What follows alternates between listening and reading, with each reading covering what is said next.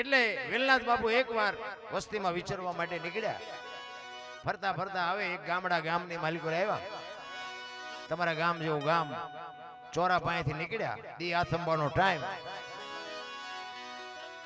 અને જુવાનિયા બેઠેલા ને કીધું ભાઈ કોઈ હરિયર કરવું છે મારે, રાત રોકાવું છે, કોઈ ઘર ખરું? એટલે જુવાનિયાઓએ બાપુની મસ્કરી કરી. જો બાપુ કોઈને હારો સપોર્ટ ન કર્યો કોઈ કઈ નહીં ભાઈ, કે ખરાબ કોઈ દી ન કરતા અને ખાવા ધાન નહીં રહે. રામલો કરીએ ને એક કોળી ઠાકોર બાપુ ઈ ગામમાં રહે અને ચોરીનો શિકારનો ધંધો કરે. એટલે જુવાનિયાઓએ કીધું કે બાપુ અહીંથી આમ પાછળ હાલ્યા જાઓ, છેલ્લે ઘર છે રામજી કરીને નામ છે, અહીંયા બધા બાવા સાધુ આવે. હવે ઓલો હાવ પાપી માણ. અને જુવાનિયાઓએ બાપુની મસ્કરી કરી. ભલે બાપુ રામલો બે મથે. બાપુ પૂછતા પૂછતા ગયા. રામલો ઘરની ઓસરી ને જેરે બેઠો તો ત્યાં જઈને પૂછ્યું કે રામભાઈ કોનું નામ? કે બાપુ મારું નામ. એ કે મારે હરિયર કરવું છે ને રાત રોકાવું છે. રામલા ને બાપુ વાઈટો હોય તો લોહી નો નીકળે. એ કે આ સાધુ ને મારે કેમ ખબર હે? ને જે માણસ જે ધંધો કરતા હોય તો અહીંયા ફળિયામ કરો તો આપણને ખબર ન પડી જાય. શિકાર કરતો હોય શિકારના સાધનો પડ્યા હોય, ખેતી કરતા હોય ખેતીના સાધનો પડ્યા હોય, એટલે આપણે ફળિયામ કરી તો ખબર પડી જાય. બાપુએ જોયું કે આ જુવાની આવે મને અવળો ભરાવી દીધો છે. સાધનો જોયા ને, કારણ કે એમાં તો જે શિકારમાં સાધન વપરાતા હોય તો સામે ખીંતિયા ટીંગાતા હોય. પણ એ કે કાંઈ વાંધો નહીં, એને રામલાનું નામ તો મને આપ્યું ને એનું ઘર તો મને દેખાડ્યું. એ કે મારે હરિયર કરવું છે ને રાત રોકાવું છે. કે બાપુ હું તો પાપી છું, હું તો પારથી જેવો છું, પણ હું તમને રોટલાની વ્યવસ્થા કરાવી દઉં. હું કોકની આજુબાજુમાં રોટલા કરાવીને તમને જમડાવી દઉં. એ કે ના, કોઈ નહીં નથી કહું, તારા ઘરના જ રોટલા ખાવા છે. એના ઘરનાને કીધું એક સાધુ આવ્યા છે ને કે રોટલા બનાવી દે. રોટલા બનાવ્યા, વાળું પાણી કર્યા, હાજે ફળિયામાં ખાટલા નાખીને બેઠા. રામલો કહે છે બાપુ અમે તો પાપી છે, કઈક હારી બે વાતો કરો, અમારો જીવનનો કઈક ઉધાર થાય. અમે તો આ શિકાર કરીને પેટ ભરી છે, અમે તો ન કરવાના ધંધા કરી છે, પણ શું કરવું? બાપુ સત્સંગ કરે છે. ડાયરો આજુબાજુમાંથી 10-15 ભાભલા બધા આવ્યા ને બેઠા અને બાપુ સત્સંગ કરે. રાતના 11-12 વાગ્યાનો સમય થયો. રામલાનો જુવાન દીકરો બાપુ વાડામાં ગયો. એ વાડામાં ગયો ને આ એરું વાપડી ગયો અને દીકરો ચકરી ખાતો ખાતો ખાતો ઘરમાં આવ્યો અને ઘરમાં આવીને બાપુ ચકરી ખાઈને દીકરો પડ્યો ખોળિયામાંથી જીવ નીકળી ગયો.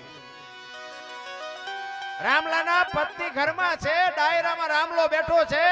ઈશારો કરીને બોલાવ્યો કે અહીં આવો તો. રામલો અંદર ગયો. એ કે આપણા દીકરાને એરું કરડી ગયો, દીકરો ગુજરી ગયો. રામલો કે જે થાય ને હવારે વિધિ કરી નાખશું, અત્યારે ઢાંકીને મૂકી દે. આપણા ઘરે એક સાધુ આવ્યો છે, જો હવાર સુધી ત્યાં આવડું પાડ્યું ને તો હું તને મારી નાખી. જોજો બાપુ એમ નામ નથી દુનિયામાં નામ રહ્યા. હમણાં સાહેબે કીધું હતું ને આ બુસટ હોય ને ઉજળો કરવો હોય તો પાણી જોવે, હાબુ જોવે, મળવો જોવે, ધોકાવો જોવે, મેલું તો એને હેતે થાય. મહેનત કર્યા વિના દુનિયામાં કાંઈ છે નહીં. એ કે ઢાંકીને મૂકી દે, હવારે એની જે વિધિ થાય એની કરી નાખશું.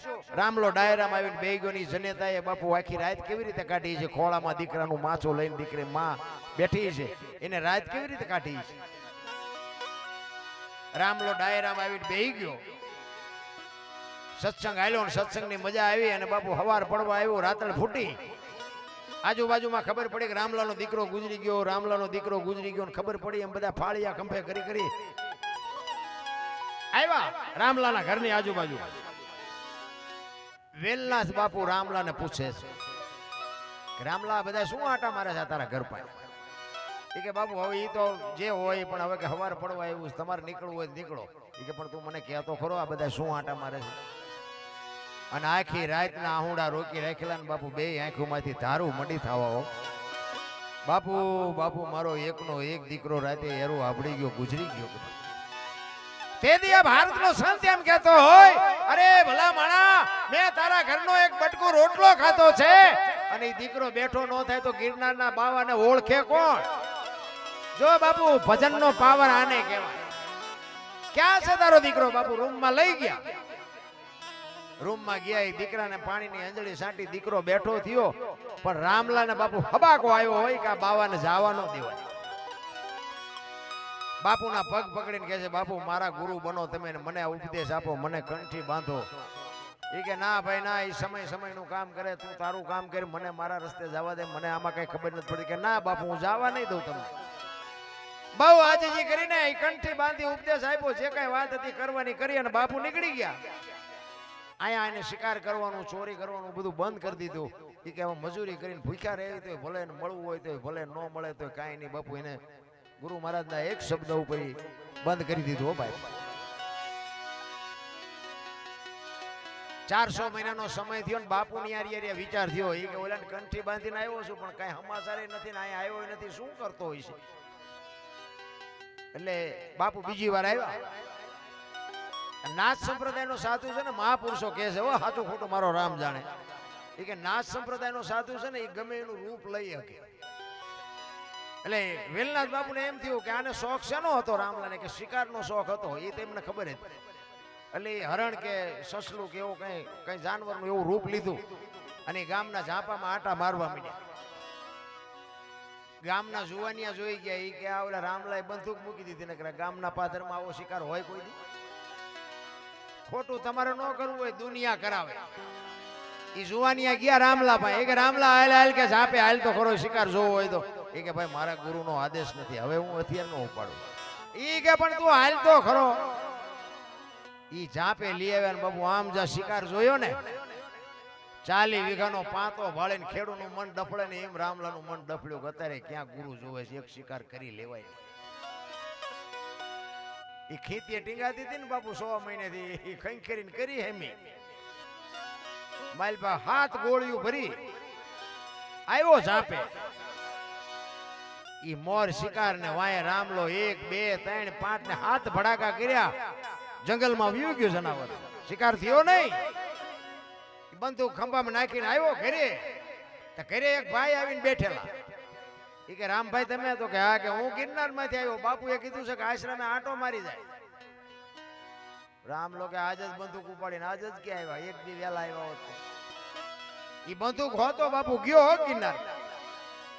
બાપુના આશ્રમે ગયો ને બાપુ હોય આખા શરીરે પાટા બાંધેલા. રામ લોકો બાપુ અમે તો પાપી છે, અમે તો પારથી જેવા છે, અમારે તો પીડા વેઠવાની હોય, તમારે શું એટલે બધા પાટા બાંધ્યા? તમને શું થયું? અને પાટા ખોલે આમ ચીપિયાની અણીએથી બાપુ ગોળીઓ મીંડ્યા કાઢવા. હો બાપુ 1 2 3 5 ને 7 ગોળીઓ કાઢીને રામલાને કહે છે તારી બંદૂક ની છે બીજાની? અને ભાઈ રામલાને વાઢ્યો હોય તો લોહી નો નીકળે. અરે તારી ભલી થાય તારી. મારા ગુરુ માથે મેં ભડાકા કર્યા. અને પછી બાપુ ચીપીઓ લઈને ગુરુ સડી ગયા. હો માથે વયો જાય ને કે ઠામ મારી નાખી. અને પછી રામલો કહે છે બાપુ હવે મારું ઘરે હા ને મારું મહાણે હા, હવે મારે અહીંથી જવાનું નથી. અહીંયા બાપુ આ રામલો વાણી લખે ધન ગુરુ દેવા અને ધન ગુરુ દાતા. એમ નામ ભજન બનતા હોય ને તો બુદ્ધિશાળી દુનિયામાં ગણાય.